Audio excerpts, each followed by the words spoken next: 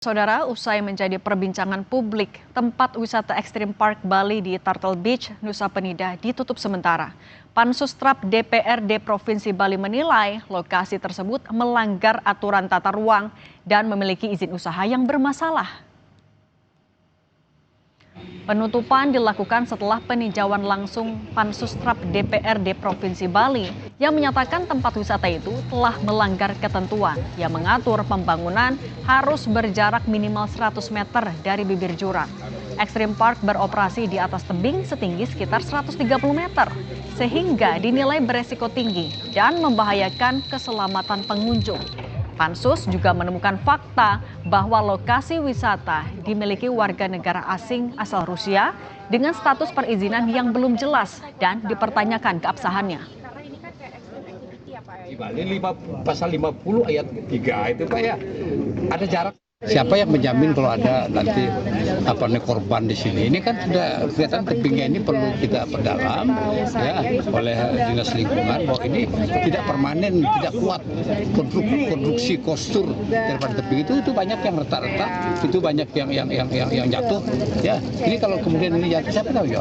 Itu dia. Jadi nanti dia masih kita evaluasi perdalam izinnya. Ditutupnya sampai kapan tadi? Sampai mereka kemudian bisa menunjukkan dokumen yang benar yang sesuai dengan regulasi ya. Tapi dia bisa menunjukkan saat itu ya kita evaluasi, bukan berarti begitu dia tunjukkan izin kemudian kita buka, kita perdalam lagi. Izin itu kan relatif, bisa izin itu diteruskan, bisa juga dicabut. Sebelumnya DPRD dan Satpol PP Provinsi Bali menghentikan sementara proyek lift kaca di Pantai Kelingking, Nusa Penida, Bali. Pengembang diwajibkan mengurus kelengkapan perizinan yang dinilai masih kurang. Hasilnya mega proyek bernilai 60 miliar rupiah ini dihentikan sementara. Petugas juga memasang garis polisi di sekitar proyek dan meminta pengembang untuk mengurus izin baru, menyusul temuan di lapangan yang tidak sesuai dengan izin yang sudah dikantongi. Ini ada hal-hal yang belum dimungkinkan untuk dilanjutkan sementara. Ya, kita hentikan sementara. Simpelnya kita hentikan sementara, nanti menunggu perkembangan lebih lanjut. Apa yang menjadi permasalahan sehingga bisa dilanjutkan, ya kita tunggu dari OPD teknis nanti menyampaikan. Jadi sementara hari ini kita melakukan penghentian kegiatan sementara dengan memasang polis lain. Kita bahas lebih dalam terkait penutupan Extreme Park dan penghentian proyek lift di Turtle Beach, Nusa Penida, Bali bersama Ketua Pansus Tata Ruang, Aset dan Perizinan DPRD Bali, Imade Suparta. Pak Made, selamat malam. Ya, malam. Pak Made, sebenarnya apa temuan dari Pansus yang membuat Pansus bilang ya udah di stop aja dulu sementara? Temuannya apa yang terbaru? Ya, itu ada kegiatan plus viewing smartphone, jadi lip kaca. Lip kaca ini sebagai jualan daripada daya tarik pariwisata oleh konsep mereka sebagai pemohon kan begitu. Di dalam lip kaca ini ada restoran, rencananya ada toilet, ada kemudian kantor, dan kemudian ada kegiatan yang seperti kantor panorama, jadi selfie gitu ya. Maka itu ini kan sudah wilayah ekstrim. Itu tebing jurang itu sedalam kurang lebih 180 meter. Itu dalam konsep tata ruang sudah dipastikan bahwa itu tidak benar daripada keberadaan lift kaca ini kan begitu.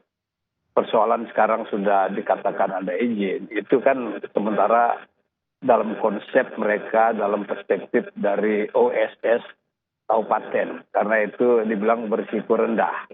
Padahal itu kan lift yang berisiko tinggi. Oleh karena itu kan perlu kajian lebih dalam oleh pihak provinsi dan pusat. Maka itu dari aspek permohonannya ini kita lihat sudah tidak benar. Ada konsep akal-akalan gitu ya. Sehingga seolah-olah nanti menjadi kewenangan kabupaten Kelungkung. Tapi faktanya itu tidak seperti itu. Nah, Pak Made, tapi ini kan yang juga jadi pertanyaan adalah ketika ini sudah ditemukan ada melanggar aturan, kok bisa lolos izinnya? Bahkan sudah dilanjutkan sampai sekarang, sudah mulai ada infrastrukturnya. Izin itu kan dalam perspektif Kabupaten Kelungkung. Tapi kalau wilayah dalam kondisi risiko berat dan tinggi, dan itu wilayah ekstrim, itu harus kajiannya itu dari provinsi. Maka itu saya bilang tadi bahwa konsep perizinannya yang mereka buat tuh juga ada kemungkinan manipulatif gitu. Ya, Tidak jadi melibatkan ini kan provinsi ya? jualannya dia ini kan daya tarik pariwisata. Kalau di Bali itu sesuai dengan Perda 5 2020 itu, orang ke Bali daya tariknya bukan kemudian modern kayak lip kaca itu, tapi dalam konteks perspektif adat istiadat budaya Bali, alam Bali yang sudah memang terukur dan sudah terkenal seluruh mancanegara. Sebenarnya seperti itu, ini kan bertolak belakang.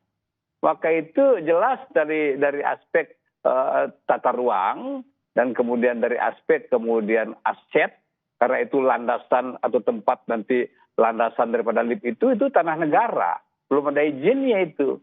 Dan itu sepadan tebing dan sepadan pantai itu ada izinnya juga. Jadi tidak serta-merta bahwa jualan-jualan dalam perspektif modern ini yang untuk kepentingan bisnis mereka ini tertoleransi di Bali tidak bisa. Itu kita mengacu pada regulasi yang ada di Bali. Ada kemudian perda ketinggian bangunan, itu tidak boleh lebih daripada 500 meter. Dan lift itu biasanya dipergunakan kan dalam gedung. Ini lift dipergunakan di luar gedung. Nah, Ya Pak kan? Made, 40 meter. nah artinya sekarang apa tindak lanjut ke depannya? Siapa yang akan dimintai pertanggungjawaban? Iya, nanti kita perdalam lagi, rencana minggu depan ini kita perdalam, kita undang semua OPD terkait yang mengeluarkan izin, ya sejauh mana tanggung jawab mereka mengeluarkan izin di tempat yang dilarang, tempat yang salah. Karena dalam undang-undang tata ruang itu yang mengeluarkan izin pun ada pidananya itu, dan pengembang melakukan kegiatan di wilayah yang titik yang salah di tebing itu pun ada pidananya. Tidak gampang itu, Mbak Cindy, untuk kemudian kita akan melegalkan itu. Jadi izin yang dikeluarkan dalam arti dari Kabupaten Gung itu kan kita bisa evaluasi. Karena nanti kalau korban ke depan itu siapa yang bertanggung jawab? Itu di wilayah itu sudah banyak korbannya juga. Di wilayah tebing dan di wilayah sepadan pantai itu banyak korbannya. Kita kan tidak mau kalau nanti masyarakat Bali ada yang korban atau tamu ada yang korban, nanti informasinya atau ini mendunia kan gitu, nanti citra Bali tidak bagus lagi, buruk kan begitu. Oke. Maka itu kita harus evaluasi benar-benar, dan dari kajian evaluasi pun kita sudah temui bahwa ini ada unsur-unsur yang tidak benar. Oke, evaluasi Gitu. dan kajian ya itu bisa dibawa ke pidana juga.